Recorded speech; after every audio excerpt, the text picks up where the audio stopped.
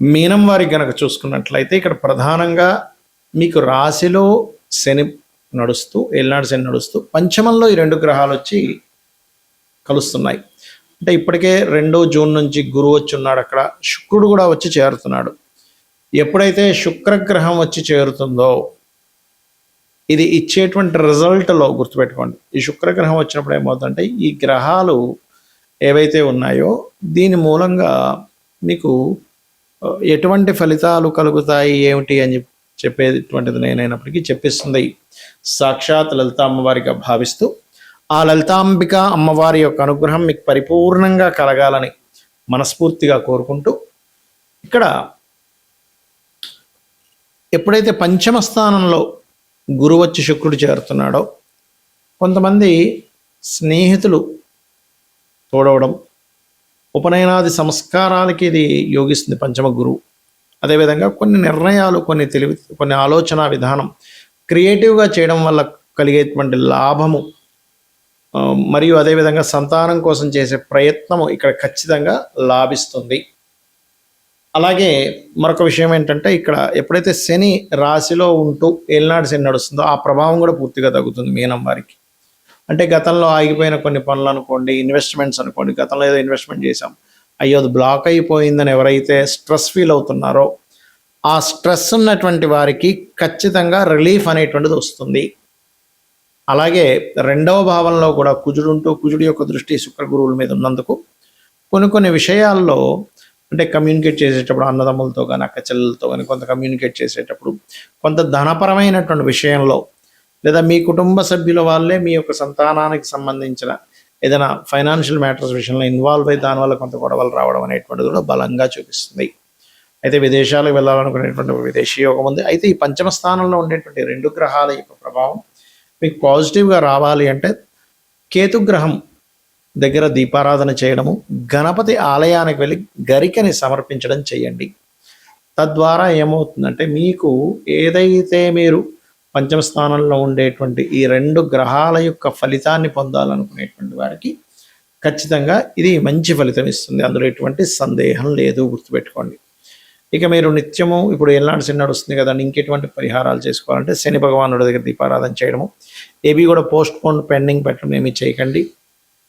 నువ్వుల నూనెని చక్కగా ఒంటికి శనివారం నాడు పట్టించుకొని అభ్యంగ స్నానము అంటే నలుగుతో స్నానం చేయండి. ఖచ్చితంగా మీకు ఏలినాడు శని యొక్క ప్రభావం కూడా తగ్గుతుంది. ఈ గ్రహాల యొక్క కలయిక అనేటువంటిది గోచారంలో జరిగితే ఒక ఫలితము, మీ జన్మజాతకంలో జరిగితే ఒక ఫలితం అండి. ఇప్పుడు ఇదే గురు శుక్రుడు యొక్క విషయం తీసుకుందాం. మీకు జన్మజాతకంలో ఒక్కొక్క స్థానంలో ఉంటే ఒక్కొక్క ఫలితం ఇస్తుంది గురు శుక్రుడికి సంబంధించింది. లగ్నంలో ఉన్నాడు అనుకోండి, మనిషి సాటిస్ఫాక్షన్, విపరీతమైన సాటిస్ఫాక్షన్లో ఉంటాడు మనిషి, అంటే ఉన్న దాంట్లో సంతృప్తిగా బతుకుతాడు గురు శుక్రుడు ఎక్కడున్నా ఫస్ట్.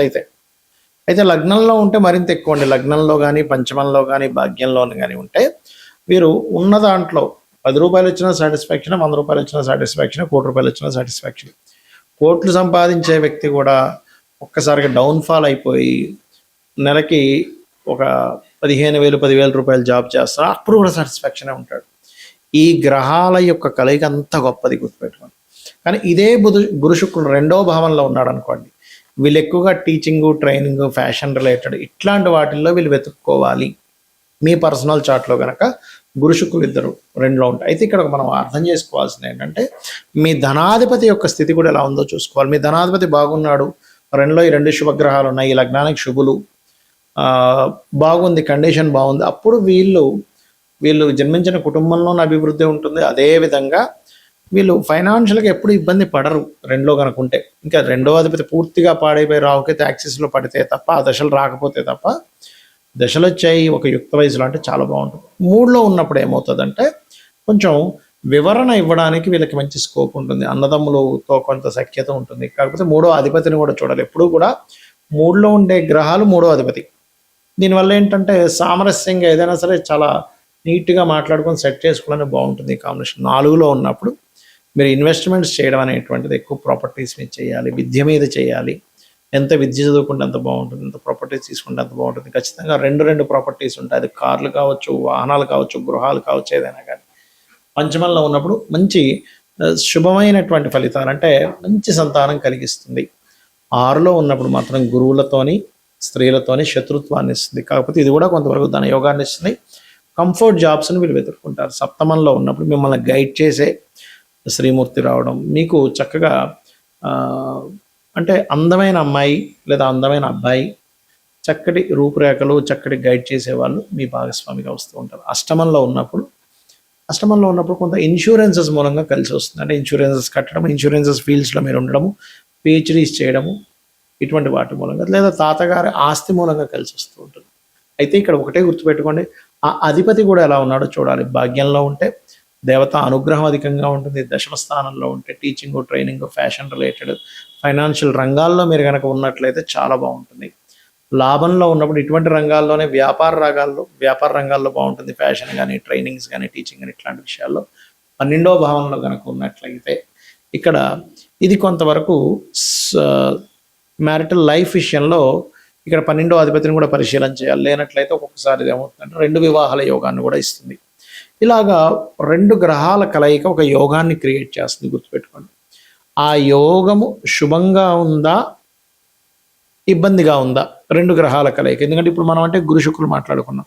అదే కుజరాహువులు మంచిది కాదు, శనికేతువులు మంచిది కాదు, రవిరాహు మంచిది కాదు. అయితే ఒక్కొక్కసారి మంచి కూడా చేస్తుంది. ఎప్పుడు అంటే అక్కడ పడేటువంటి పోర్ట్ఫోలియో, అంటే ఆ అధిపతి ఎలా ఉన్నాడు, ఆ గ్రహం యొక్క బలాబలాలు ఎలా ఉన్నాయి, మహాదశలు అంతర్దశలు ఎలా ఉన్నాయి, నవాంశ చక్రంలో ఉండేటువంటి బలం ఎలా ఉంది అనేటువంటి దాన్ని కూడా మనం పరిశీలన చేయాలి. అయితే ఏ గ్రహాలు ఎక్కడ ఎలా ఉన్నా ఒకటే బాగా గుర్తుపెట్టుకోండి, మీరు కనుక లలిత అమ్మవారిని నమ్ముకొని లలితా సహస్రనామాలు నిత్యము చేయగలిగితే మిమ్మల్ని ఆ అమ్మవారు ఒక తల్లి బిడ్డని కాపాడినంతగా ఖచ్చితంగా అదే విధంగా కాపాడుతుంది. చూడండి, మనం ఈ విశ్వంలో ఉన్న ప్రతి జీవరాశిని చూస్తూ ఉంటాం.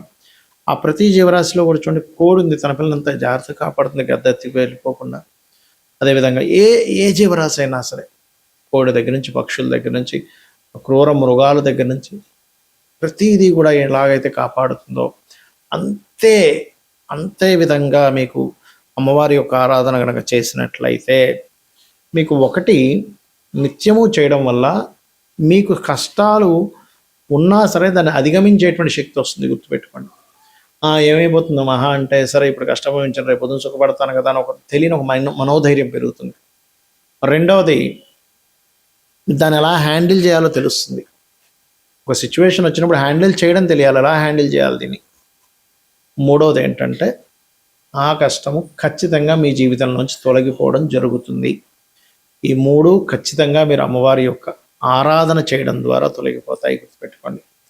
అయితే ఇక్కడ మనం అర్థం చేసుకోవాల్సింది, ఇలాంటి కాంబినేషన్స్ అంటే ఒక మంచి కాంబినేషన్ ఉన్నప్పుడు గోచారంలో గ్రహాలు గనక అనుకూలిస్తే చాలా అద్భుతమైనటువంటి ఫలితాలు వస్తాయి. ఒకటేసారి మనం చూస్తూ ఉంటాం, చూసారా, కోట్లకు వెళ్ళిపోయాడండి అని. అలా కాకుండా బ్యాడ్ కాంబినేషన్స్, ఇందాక మనం చెప్పుకున్నట్టుగా శనికేతువులు కానీ, రవిరాహులు కానీ, కుజశని కానీ, కుజబుధులు కానీ, లేకపోతే కుజరాహు కానీ, చంద్రరాహు కానీ, ఇలాగ శని రాహు కానీ, ఇలా కొన్ని బ్యాడ్ కాంబినేషన్స్ ఉన్నప్పుడు ఆ గోచారంలో ఉండేటువంటి శని కానీ, రాహు కానీ, కేతు కానీ ప్రతికూల ఫలితాలు వచ్చేటప్పుడు మాత్రం మీరు నవగ్రహాల దగ్గర దీపారాధన చేయండి. లేదంటే ఏ పాపగ్రహాల వల్ల కలిసి వచ్చిందో ఆ పాపగ్రహాల దగ్గర దీపారాధన చేసి అప్పుడు లలిత చదువుకోండి. అప్పుడు దాని మూలంగా ఏమవుతుందంటే మీకు ఖచ్చితంగా మీరు ఏదైతే ఇబ్బంది పడుతున్నారో ఆ దోషం తొలగిపోతుంది. అయితే దీంతో పాటు ఎప్పుడు కూడా గుర్తుపెట్టుకోండి, ఇంట్లో ఉండేటువంటి వాస్తు కూడా ఎలా ఉందో చెక్ చేసుకోవాలి. మనకు ఆల్ ఆఫ్ సడన్గా చాలా ఎక్కువ ఇబ్బంది వస్తుంది అంటే నైరుతి పాడైందని అర్థం. ధనపరంగా ధనం అసలు ప్రొడ్యూసే అవ్వట్లేదంటే ఆగ్నేయం దోషం అయిందని అర్థం. అంటే ఏం లేదు, పెరగడం లేదా తగ్గడం, అక్కడ పెట్టకూడని వస్తువులు పెట్టడం, నీరు ఎక్కువగా పెట్టడం ఆగ్నేయంలో జరుగుతుంది. అసలు ధనం ఎప్పుడు నిలబడదండి, ఉత్తరం పాడైంది. ఎప్పుడు రోగాల బారిన పడుతున్నాం, వాయువ్యము లేదా ఉత్తర ఈశాన్యం పాడైంది, ఉత్తర ఈశాన్యం పాడైంది. ఆలోచన విధానం దెబ్బతిన్నది, ఈశాన్యం పాడైంది. సంతానం సరిగ్గా సఖ్యత లేదు, ఈశాన్యం పాడైంది. సమాజంలో సరైనటువంటి ఇది లేదు, తూర్పు పాడైందని అర్థం చేసుకోవాలి. ఇది చేయండి, అన్ని విధాలా మీకు బాగుంటుంది.